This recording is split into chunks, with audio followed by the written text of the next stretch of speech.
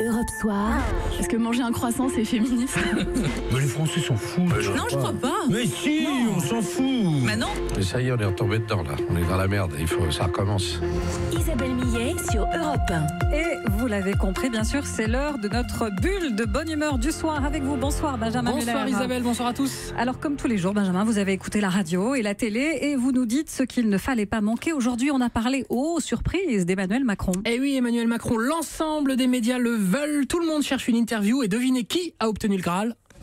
Exclusif, interview événement sur TF1. Le président de la République, Emmanuel Macron, répondra aux questions de Jean-Pierre Pernaut. Notre bon vieux Jean-Pierre, l'air de rien, il reste dans le game, mais surtout, il a le triomphe modeste. Pas question de changer ses habitudes. Mesdames et messieurs, bonjour. En attendant l'interview de jeudi dont on vient de parler, regardez les prévisions météo d'Evelyne Delia. Elle nous annonce... Eh oui, on parlera du scoop après cette bonne vieille météo. Tiens, Macron qui va aux 13h de TF1. Elle en pense quoi, Elisabeth Lévy, ici sur CNews? Le risque pour le président, franchement, c'est qu'il apparaisse. Alors là, je mets des guillemets partout, comme le jeudi, je parle au plouc, je parle des choses simples, etc. Eh oui, les ploucs qui regardent TF1. D'ailleurs, on est tous le plouc de quelqu'un. Alors sur LCI, la chaîne du groupe TF1, évidemment, on kiffe et on compte bien faire monter la sauce jusqu'à jeudi. Et cette interview en direct d'un tout petit village de l'Orne. Et en direct de Berduy, ce petit village, 2000 habitants. Eh bien, on va faire connaissance avec Berduy.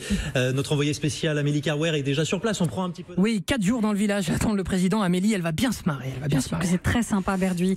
En tout cas, à LCI, on est content. Il y a BFM TV aussi, Benjamin, puisque le président leur accordera une interview dimanche. Et du coup, à CNews, on tire la tronche, puisque les deux concurrents vont avoir leur interview. Mais pas eux. Pascal Praud l'a appris en direct ce matin dans son émission de CNews. Où il y aura une grande émission de télévision avec des invités, où il y aura 2 heures ça, qu'est-ce que vous en savez? Parce que on l'a annoncé ce matin dans la matinée.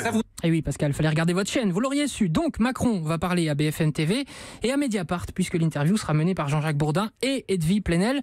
Réaction, Pascal? Plenel, qui fustige parfois le système médiatique, quand on lui demande s'il veut interroger le président de la République, mais il va à la soupe. Vous avez tort, Pascal, parce que c'est pas... Bah si, non, il y va. Bah oui, il y va, bien sûr qu'il y va, en 8 lettres, commençant par un J.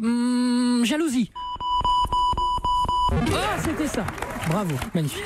Bon, à part ça, Benjamin, Notre-Dame-des-Landes, évidemment, et cette évacuation qui a commencé tôt ce matin. Gérard Collomb était ce matin chez Patrick Cohen pour en parler. Question, on fait quoi des habitations des zadistes? Nous constatons simplement qu'il y a un certain nombre d'habitations, si on peut appeler ça habitation. Ouais, on sent que Collomb, c'est pas trop son délire de dormir sur la paille et de se laver au puits.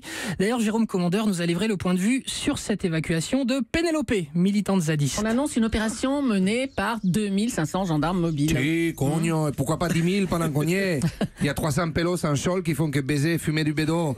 Il veut quoi, Macron? Oui, vu comme ça. Tenez Isabelle, C8 vient de diffuser le spectacle d'Olivier de Benoît, l'humoriste. Il est revenu sur les sujets qui tombent au bac. Écoutez, cette question est pour vous. Question d'économie. Sachant que les billets de 500 € vont être supprimés, combien de mallettes supplémentaires Patrick Balkany doit-il emporter quand il va au Panama? J'espère que vous avez la réponse, Moi, Isabelle. Moi, j'ai fait un bac littéraire. Ah, c'est pour ça. Alors, ça va peut-être vous plaire plutôt. Jean-Luc Mélenchon, qui était hier l'invité du grand rendez-vous de David Doucan sur Europe 1. De David Doucan sur Europe 1. Si vous êtes littéraire, vous allez adorer. Mélenchon a reconnu que de dire aux journalistes qu'ils font un métier de merde, c'est pas hyper gentil. Vraisemblablement, c'est pas le bon son du tout, mais c'est pas grave. Bon, et ben Mélenchon, on le réécoutera demain. Vous savez quoi, un autre registre, tiens, ça c'est bien aussi, ça va vous plaire aussi, vous la littéraire. Bruno Le Maire ce matin sur Radio Classique, il parle des 85 ans aujourd'hui de Jean-Paul Belmondo. Ce qui est extraordinaire, quand Belmondo a son journal, me laisse baisser, il commence le film en disant « Après tout, je suis con ». C'est une phrase que je me répète souvent. Oui, nous aussi, on se répète souvent cette question. Pour nous, hein, pas pour vous, monsieur le ministre. Alors, pour finir, autre sujet évoqué au bac, cette fois, question politique. Il y a une question de sciences politiques. Commentez cette citation de Carla Bruni.